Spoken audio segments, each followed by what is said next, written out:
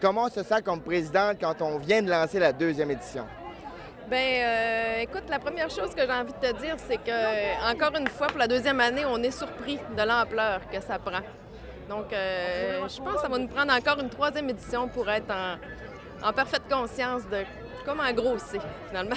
Qu'est-ce qu'on s'est donné comme objectif au niveau du comité pour la deuxième édition? On a, j'imagine, regardé un peu la première, puis on s'est dit, bon, on veut aller vers ça. C'est quoi? Bien, dans le fond, on a essayé cette année de consolider l'année dernière. C'est encore un festival qui est jeune. L'année passée, ça a dépassé de beaucoup nos attentes. On a eu à peu près 20 000 personnes. On ne s'attendait pas à ça. Donc, cette année, on s'est attendu à peu près à la même chose, sauf qu'on s'est dit, là, on va être prêt. Si on regarde autour de nous, Isabelle, il y a plein de monde. Les gens répondent au Festival des Grandes Veillées.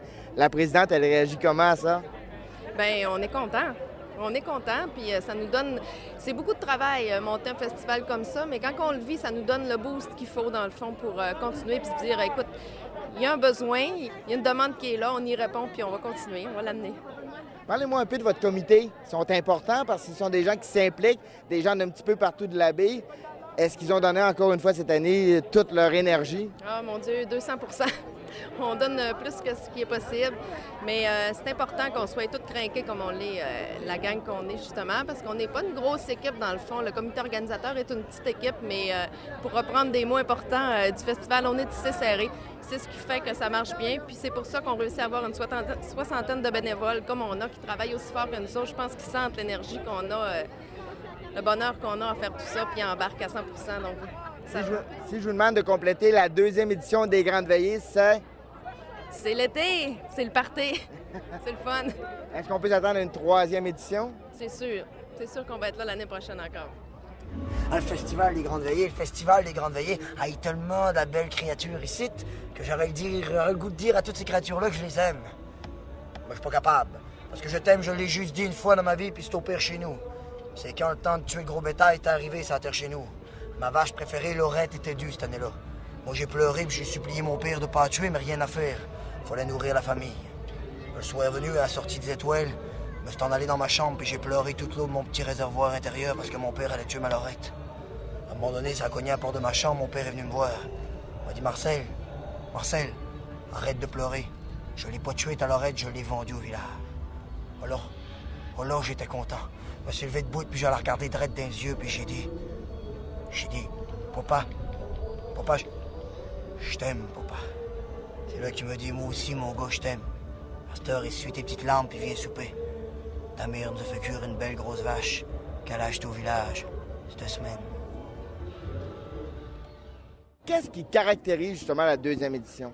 Je pense que définitivement, c'est le volet animation de rue qu'on veut développer. Je ne sais pas si les gens ont remarqué, mais la programmation débutait très tôt cette année, déjà aux alentours de midi. Il y avait des spectacles soutenus sur les 4 scènes. Il y a évidemment la scène Rock Détente, la scène Énergie, on a le chapiteau de promotion Saguenay, la scène d'Éry Télécom, donc des activités non-stop et beaucoup de choses sur le terrain. Alors je pense que c'est ce qui caractérise l'édition de cette année. Et de voir justement que les gens sont là. Je remarquais beaucoup de familles, entre autres. Oui. C'est intéressant, ça. Bien, écoute, c'est une réponse positive au changement, au virage qu'on a voulu prendre. Je te parlais justement d'animation. Bien, tout ça, c'est dans le but de rendre cette activité-là le plus accessible possible. Et c'est clair qu'on s'adresse aux familles quand on fait ça. Martin, c'est seulement la deuxième édition et pourtant, on sait que les Grandes Veillées ont déjà une belle implantation dans le milieu. Il y a de nouveaux groupes cette année, donc j'imagine que c'est agréable pour le comité aussi d'avoir cette confiance-là. Oui, définitivement, les gens répondent bien, nous le disent, qu'ils veulent que ça reste.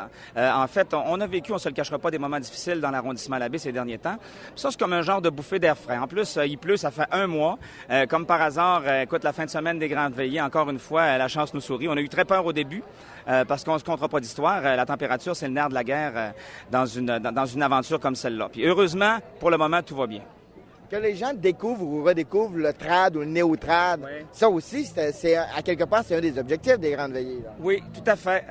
Justement, ces fervents amateurs de musique-là étaient obligés dans le passé de s'exproprier, si on peut dire, dans d'autres régions du Québec. Ça ne veut pas dire qu'on n'y va plus. On parle de festivals comme Mémoire et Racines dans le coin de la Naudière.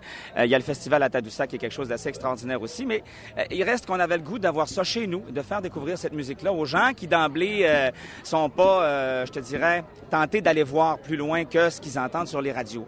Alors, moi, je me bats pour ça depuis des années. J'espère que les radios commerciales vont finir par emboîter le pas là-dedans. Déjà, il y en a. Mes aïeux sont des précurseurs, mais on veut juste qu'il y en ait de plus en plus.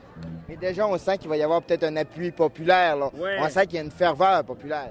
Une pression du public peut-être sur l'industrie, pourquoi pas. C'est un retour aux sources, c'est nos racines. Après tout, c'est notre image, c'est nous autres. C'est pour ça qu'on est ici aux Grandes Veillées, avec un décor qui, vous l'aurez remarqué, est tout simplement magnifique. Qu'est-ce que vous aimez dans les Grandes Veillées? Est-ce que vous aimez ça? Pourquoi c'est important d'avoir ça ici, entre autres, à la baie? Bien, je trouve que c'est intéressant parce que ça fait réunir le monde, ça fait du bien d'avoir quelque chose d'organisé à la baie, pas tout le temps être obligé d'aller ailleurs. Moi, j'aime beaucoup encourager les personnes qui préparent des cérémonies, là, des fêtes là, comme ça. Là. Surtout si à la ville de la baie, c'est plaisant. Surtout aujourd'hui, on a une belle journée. Je trouve que c'est bon qu'on ait quelque chose un peu. D'abord, la fête familiale, c'est très important. Pour la baie aussi, parce que pour que la baie ait son propre festival, évidemment. Ensuite, c'est l'ambiance, ça fait connaître aussi les gens, parce qu'il y a beaucoup de choses qui se passent au niveau plus du Haut-Saguenay. Puis moi, je trouve que c'est un événement là, qui doit absolument appartenir à la baie. Absolument. Bien, il y a de l'ambiance aussi, ça, puis c'est intéressant. C'est pour toute la famille, puis c'est bien. Les animations de rue sont encore le coup de cœur du public. Particulièrement André Dano, qui fait une performance extraordinaire là, de podorythmie et harmoniciste également. Alors, je pense que ça a encore émerveillé les gens, c'est de voir à quel point nos traditions, nos artistes traditionnels peuvent être contemporains et peuvent nous donner des performances très impressionnantes. Les médias ont été quand même importants cette année, ont bien embarqué. Là. Ah, cette année, ça a été extraordinaire. On s'est promené un petit peu pour faire la promotion du festival dans les salles de presse. Et la réception, bien sûr, était très différente de l'an dernier. Le festival est maintenant connu. On nomme le nom des Grandes Veillées et les gens nous disent « Ah oui, les Grandes Veillées! Venez nous parler de votre deuxième édition. Qu'est-ce que vous nous réservez? On connaissait pas ça l'an dernier, mais on a été séduits, on a été conquis. On va aller faire un tour. » Alors ça change toute la dynamique du festival. Puis ça donne une bonne source de motivation à toute l'équipe. On se sent vraiment appuyé. Un festival connu, mais est-ce qu'on dirait un festival incontournable à quelque part, malgré le jeune âge du festival? Là? C'est un festival incontournable, les Grandes Veillées, du fait qu'on est le seul festival au Saguenay-Lac-Saint-Jean qui présente de la culture ou de la musique d'influence traditionnelle. Et le mot influence est très important parce qu'on connaît aussi des festivals qui sont plus traditionnels. Et nous, on a voulu se démarquer un petit peu en province en présentant un mélange, mais toujours rattaché au traditionnel, mais on y